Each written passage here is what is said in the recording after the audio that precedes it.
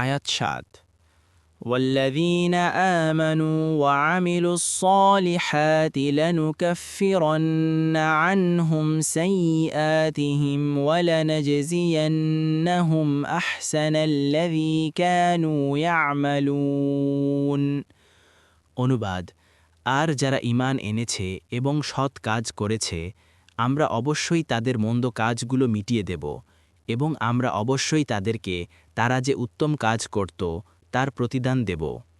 তাফসীর আয়াতে ঈমান ও সৎ কাজের দুটি ফল বর্ণনা করা হয়েছে।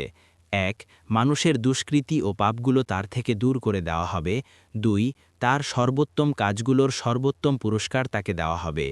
পাপ ও দুষ্কৃতি দূর করে দেওয়ার অর্থ সৎ কাজের কারণে গুনাহ ক্ষমা পেয়ে যাওয়া, কারণ সৎ কাজ সাধারণ গুনাহ মিটিয়ে দেয়।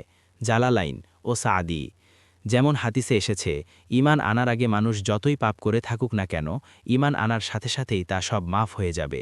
দেখুন মুসলিম ১২১। আর সর্বোত্তম কাজগুলোর সর্বোত্তম পুরস্কার দেওয়ারও দুটি অর্থ হয়। ১ মানুষের সৎ কাজগুলোর মধ্যে যেটি হবে সবচেয়ে ভালো সৎ কাজ, তাকে সামনে রেখে তার জন্য প্রতিদান ও পুরস্কার নির্ধারণ করা হবে। যেমন মানুষের সৎ কাজের মধ্যে রয়েছে ওয়াজিব ফরজ ও মুস্তাহাব কাজ, এই দুটি অনুসারে তাকে প্রতিদান দেওয়া হবে, কারণ তার আমলের কিছু আমল আছে মুবাহ বা জায়েজ আমল, সেটা অনুসারে নয়। সাদি ২ মানুষ তার কার্যাবলীর দৃষ্টিতে যতটা পুরস্কারের অধিকারী হবে তার চেয়ে বেশি ভালো পুরস্কার তাকে দেওয়া হবে।